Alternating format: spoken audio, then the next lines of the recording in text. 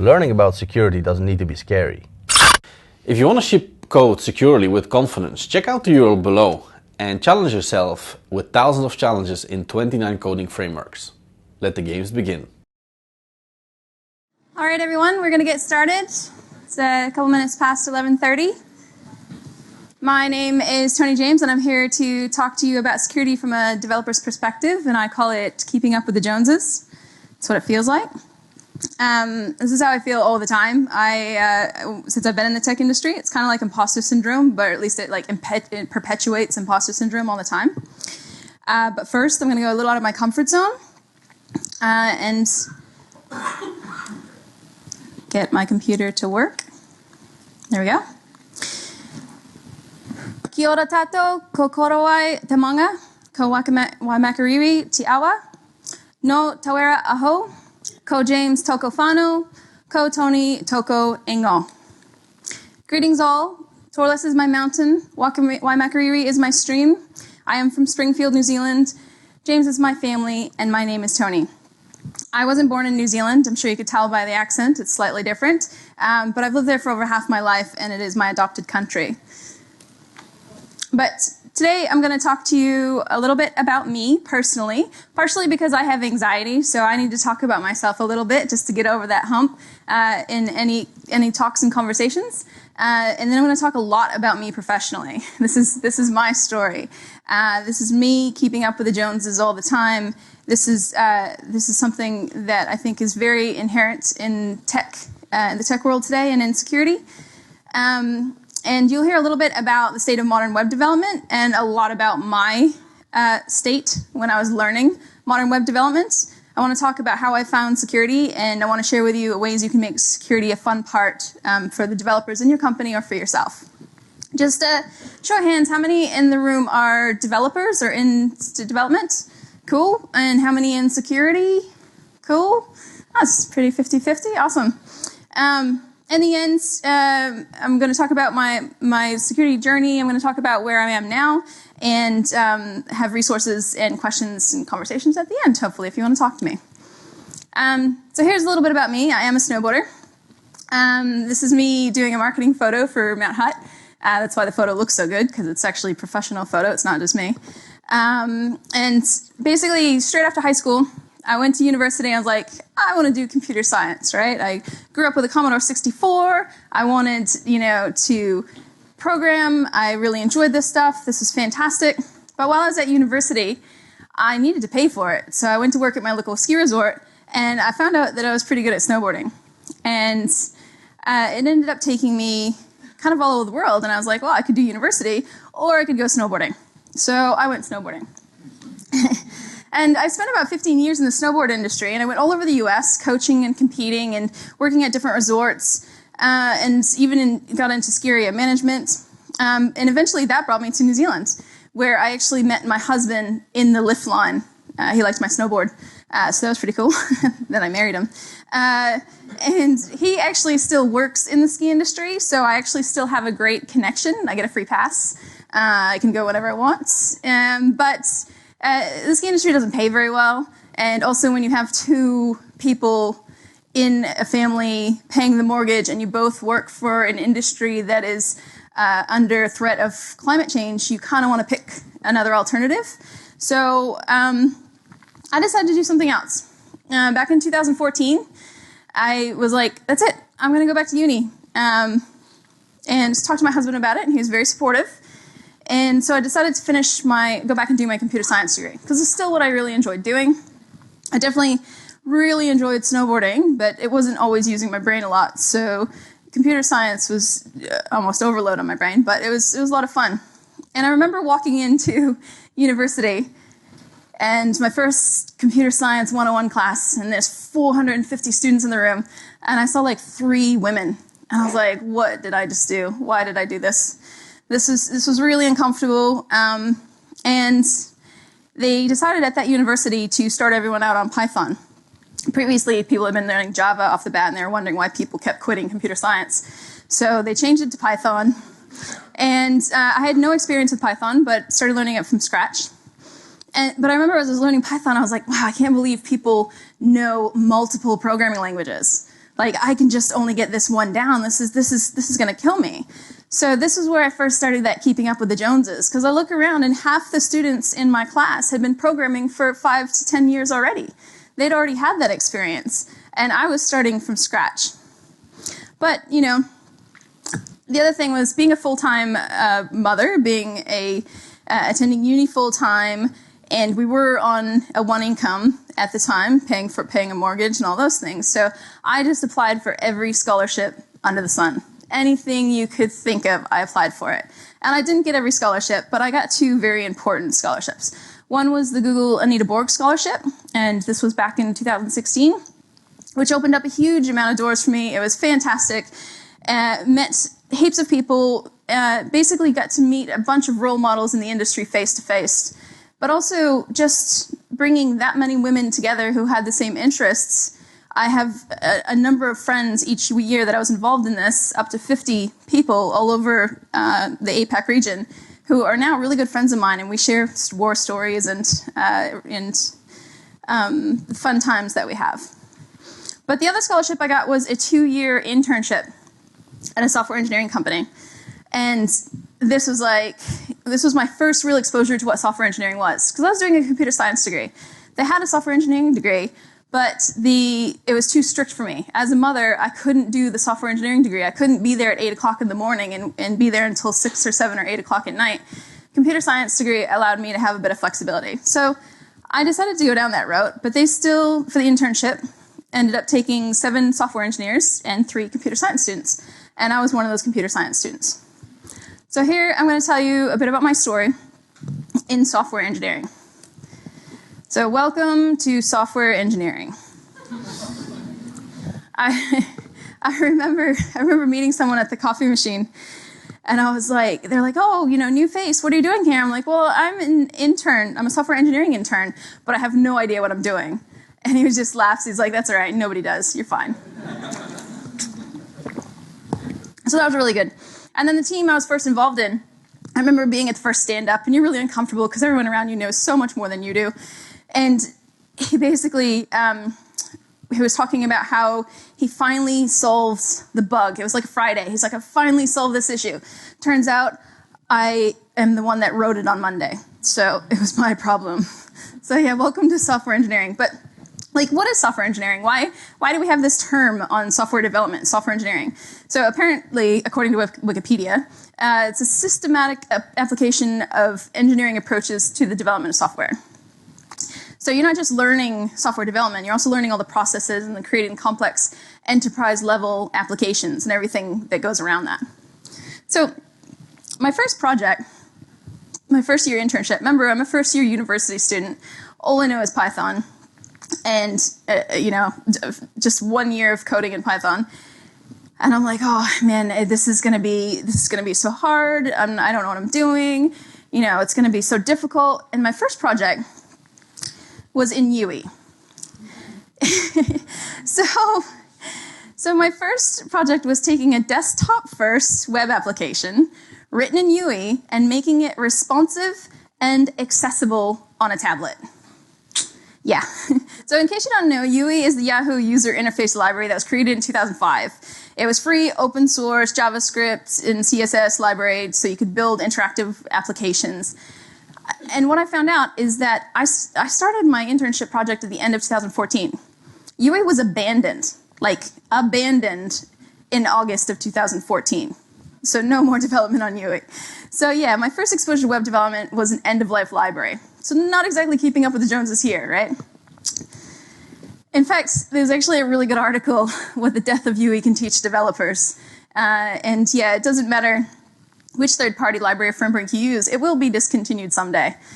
So you have to maintain it. So yeah, the hardest part about this project was the CSS. Really, I was like, oh man, making it responsive and accessible on a tablet. It was ridiculous. But I did learn a lot about CSS and HTML and JavaScript wrangling that I did not learn at uni. Uni did not teach us this. But I didn't really learn anything about security, okay? I just was like, oh man, every application was painful. And then I went back the second year and you try to do something a little bit different. So my second year was interesting because it was split between a research project of which I got to choose. So I chose the exploratory study of gender diversity in software engineering. That was really fun. I got to go do a talk in Buenos Aires about that one. And it was a full-on research paper. So I was doing 20 hours a week research, 20 hours a week, more like 40, but 20 hours a week research. And then I was also doing a technical project.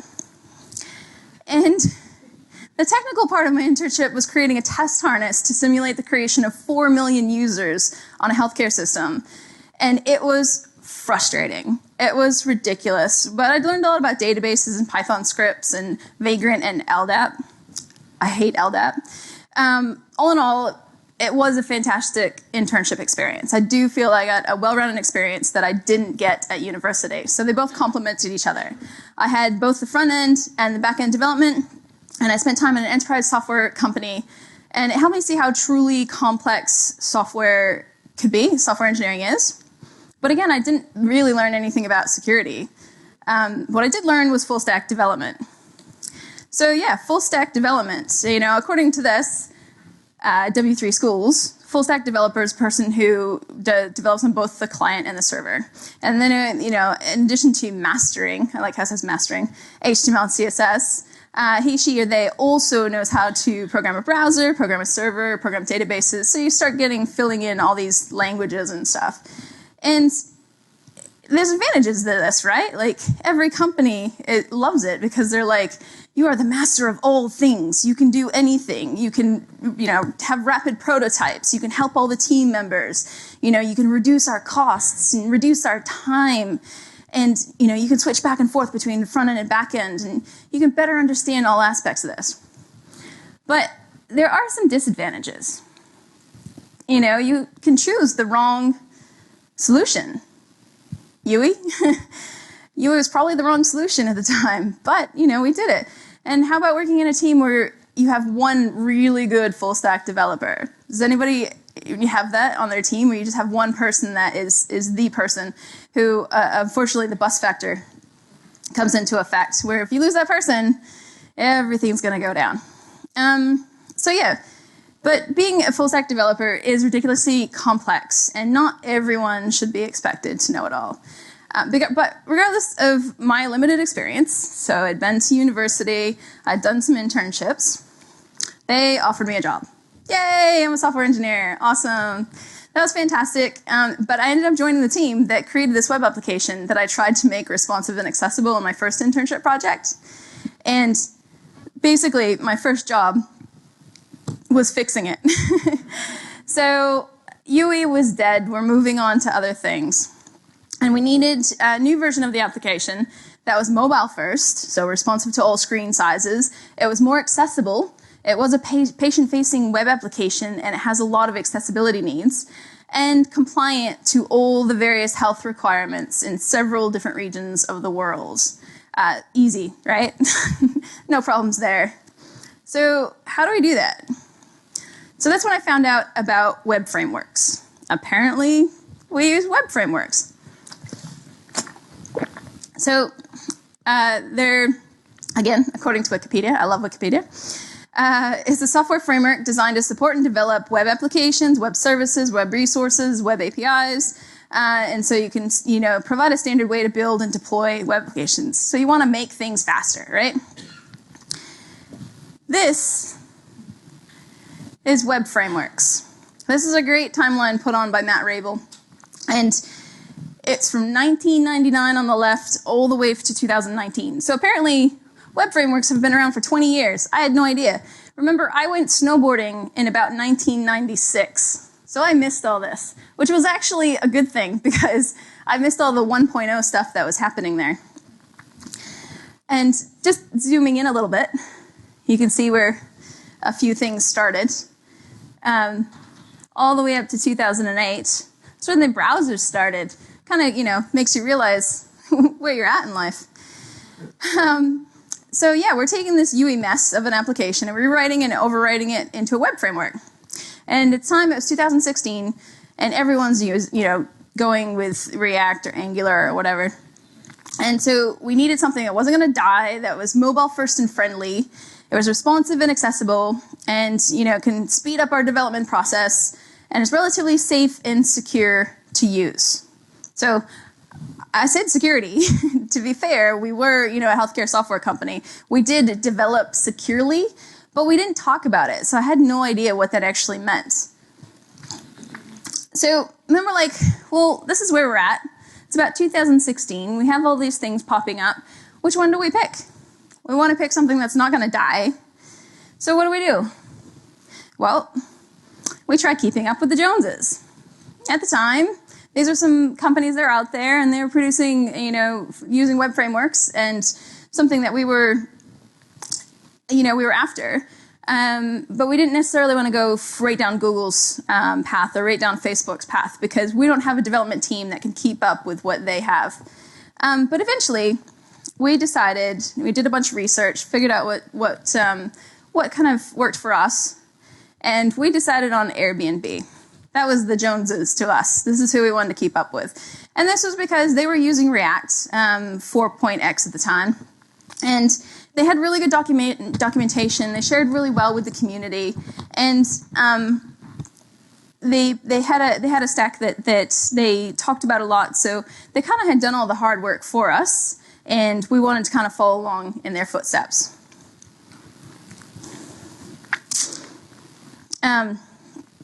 Meanwhile, we're also doing work on, developing APIs and the other parts of the application. So I was also working in Java, using the Eclipse IDE, integrating it with AWS, and switching between, at the time, VS Code and Eclipse, and going on the AWS console. It was all over the show. And eventually, I became a full-stack developer. These are languages that I have experience in. And I was like, oh my goodness, I do understand all these languages. Mostly, I Google really well. But this is definitely proof that you can make it. But things kept going, right? And application development doesn't stop. Things kept going. They kept getting piled on top. And we tried, keeping up with them, working together. The new VS Code IDE kept coming out. React went from 0.14.x to 15.x. Some Senver changes there. There was new Redux to watch out for. We needed a good UI, so we went with material design and the material UI library, and then there's new Babel 7 and Webpack, and there are all these things that were just piling on top of us, and we're doing all these things. And the breaking point was when our tech lead came out and said, hey, I think for the next version of our application, we're going to rewrite it in TypeScript. I'd been doing JavaScript the whole time, and I was like, you've got to be kidding me. All right, let's try TypeScript. Now, the great thing about TypeScript is you have all the issues up front. You have to get all your types right. The problem is when you're learning another language and you're doing all of this, it takes twice as long to do that first part. So we weren't exactly moving faster, and it was really frustrating. And this is how I felt. And on top of all that, I was a developer. This was my life. I constantly had all these different things changing. And yet you still want us to know about security. You still want us to know all this other stuff, right? So it's just overwhelming. So I have a few takeaways from this part of my talk, okay? Not every developer has been programming their entire life. And technology is changing so fast that, we have to plan that things are going to break and we have to roll them back. And not everyone does just one job anymore. There's so many jobs out there. And the biggest thing is that with all of this stuff that I went through, you have to have empathy for the developer. So whether you're a developer who's a senior developer and doesn't remember what it's like to start at the beginning, or if you're a security professional and you're like, what the heck is this person's code? What were they doing? This is ridiculous. Think about their ecosystem and think about everything else that they have in their lives. Company restructures and, team dynamics and all these other things. So the biggest takeaway from this is that as a developer, we're constantly keeping up with the Joneses. Even when we're working on legacy stuff. I didn't even go into legacy stuff. It's painful. But please, have the empathy for developers. Have empathy for yourselves. Forgive yourself. So now we're on to the next part of my story. And this part of my story is when I talk about my journey into security. So it basically started up with this. I just was chatting with a friend. I saw this local meetup, ISIG, Information Security Interest Group. That sounds interesting. Do you want to go along with me? And she was like, yeah, she was a developer. We used to get together once a week and just completely bitch about our jobs and just go at it and then get it all out. And we're like, yeah, let's go check this out. And so we go to this event and we walk in a little bit late, and we get there and all of a sudden there's 20 guys, 20 men in black hoodies, all turn and look at us as we walk in our dresses, and we're just like, hi. But, there's a presentation already going, so we kind of just sat down on the couch, and we're like, just listening to what conversation is going on. And it is this extremely technical talk about nation-state actors and blah, blah, blah, blah, and it's going over our heads, and we're just looking at each other like, what did we just do? Why did we do this? This is ridiculous. But then it ended, and everybody stood up, and we kind of were near the door for safety. And so we stood up, and we're just about to inch out the door when they were like, hey, come talk to us. So it was actually ended up being really, really welcoming. There were 4 people in particular that organized the group. And they were like, wow, where are you from? What do you do? Are you interested in security? Thanks for coming. How'd you hear about us? And basically they had some posters in their hands. And they're like, oh, by the way, we're running this hacker conference. We'd love for you to come along. And at the time that this was going on, I was trying to get university students more involved in industry. And I was like, oh, do you have anything for the students? Do you have any tickets for the students? They're like, we do now. I'm like, okay, cool. And like, how about training? Do you have like any InfoSec 101 training? And they're like, yep, we do now. So basically whatever suggestion I gave, they're like, yep, absolutely. Bring us some students. We will put it on for you. So that was the Christchurch Hacker Conference in 2016. And after the Christchurch Hacker Conference, which ended up getting a bunch of students going into training and helping out with the event, I went to my first KiwiCon in New Zealand. Does everyone know what KiwiCon is? It's a pretty big security event in Wellington. And this last year it was KawaiiCon.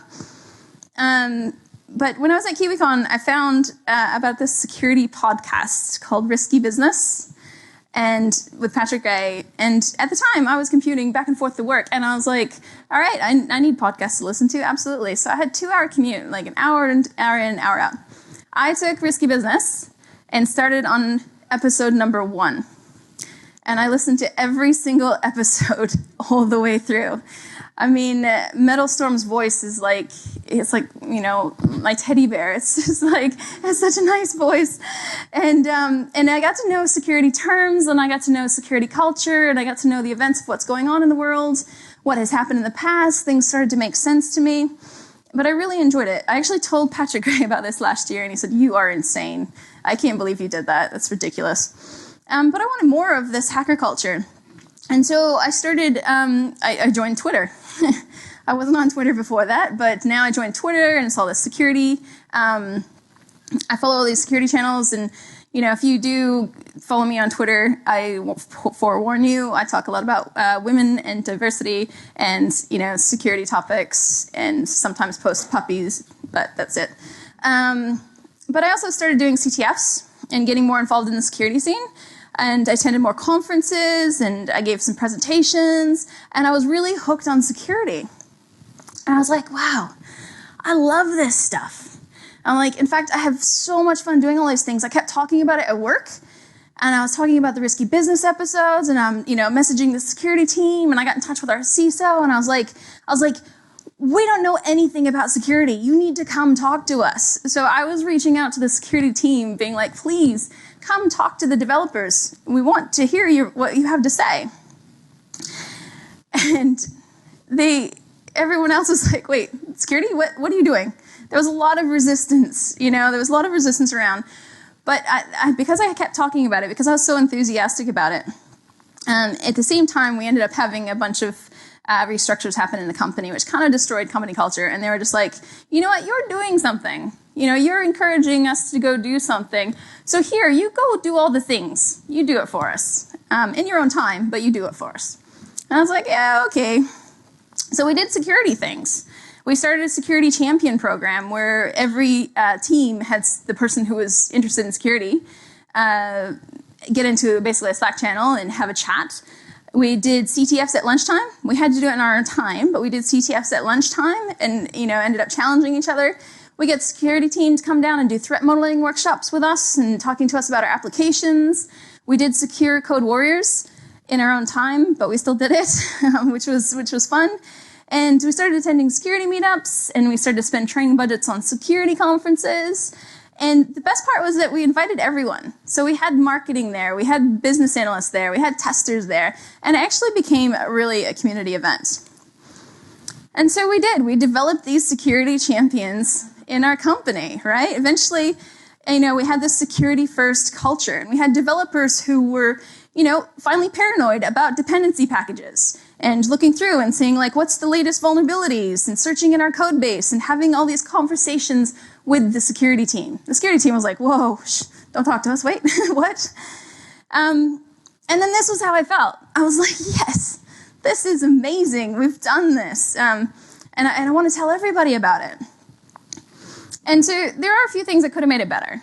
Our company supported us in doing all the things, but they made us do it in our own time. So if the company had allocated a bit of time during work hours, even every few weeks or something, it would have gotten a lot more people involved. So there are a lot of people that didn't do it because they didn't have the time and had family commitments. Maybe budget for snacks and travel to conferences and things like that. And especially recognition for all of the extra interest and efforts that people are doing. So outside of that crazy developer life where they were talking about, where we're learning all these things, we're also learning about security. And also, it would have been helpful to have a more structured approach. A development plan to follow so people kind of tick off the box and be like, yes, I know about that. Yes, I know about that. And even have some outlined, measured goals to achieve so that you kind of can keep it going. Because the fear is when I leave this company, it's gone because you've lost the person that's been pushing it. But if you put all these things in place, then hopefully that'll stay there. So here's my takeaways from this part. Partly for the companies is to find the spark. Find that individual who has an interest in accessibility, an interest in security, interest in whatever, and give them the platform to go do all the things. Support them. And that spark will keep spreading, like fire. And for the sparks, find your Tinder, not the Tinder app. Find the people around you that are going to help build up that fire and help support you. And most of all, don't burn out. It's hard doing all the things. I can attest to that. Don't do all the things. Share your fire around, take breaks, cool down when you can, and keep going. And finally, I'm going to get to the last part of my story. Because when I submitted this talk, I was actually a software engineer at a software engineering company. But since I've submitted this talk, I'm now a security consultant at a security company. And because I had done all of these things, I was interested in my activities, interested in the activities of security, got involved with the communities, and did speaking at conferences, and talked to people. Eventually, a security company DM'd my Twitter and said, hey, do you want to work in security? And I was like, yeah, that sounds amazing. Sure, I would love to do that. So, yeah, welcome to security. I specialize in web application security, and I'm learning more technologies now than I ever did as a developer.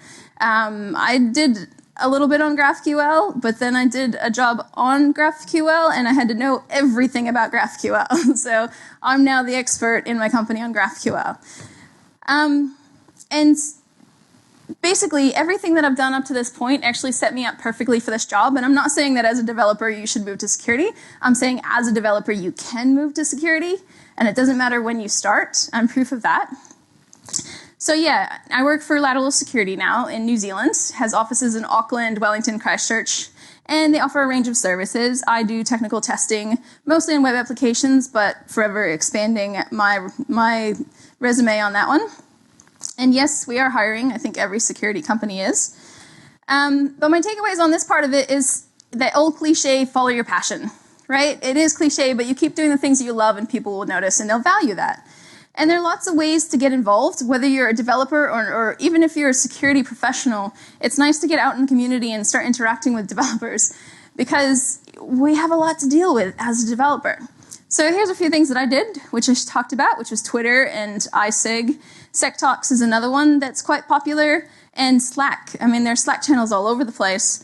Find a Slack channel that works for you. And if you're interested in Pentester Labs is also a really good one. To basically, I think Pentester Lab is actually good as developers because you actually get to look at the vulnerabilities that all pen testers are looking at, and you get to see what you're doing in your own code. So some resources. We used, there's a website called ctflearn.com. And basically you just go on it, you sign up. It's totally free. It's run by a couple of people out of the States. And you start doing all aspects of CTFs. You can do it in your own time and learn a lot of things about it. There's a website called accesscyber.org. It doesn't have everything on it, but it does have a huge list of security resources. So everything from the documentation side to the learning side to the podcasts and things like that.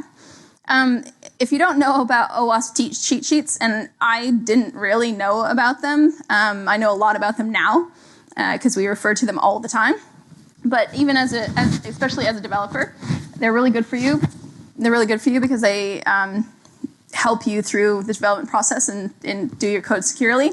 Pentester Lab, as I said before, and if you want to see what it's like to actually study and become a security engineer, Grace Nolan has a huge resource that basically outlined all of her study tips to become a security engineer at Google. And that's me. So I want to thank you all for coming. I really appreciate having you. And yeah, feel free to talk to me afterwards. And I hope you have a good time. So, yay!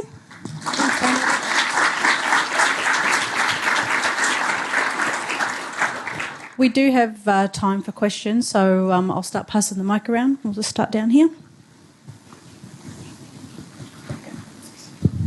Hi. So you mentioned that you wish you had a development plan. Yes. If you were to go back in time, what would be the first thing that you'd put on that development plan?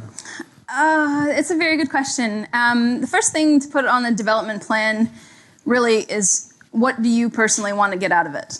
So each individual person is going to have a different answer on that. For me, a lot of it was about fun, but a lot of it was specifically about knowledge about what I was doing.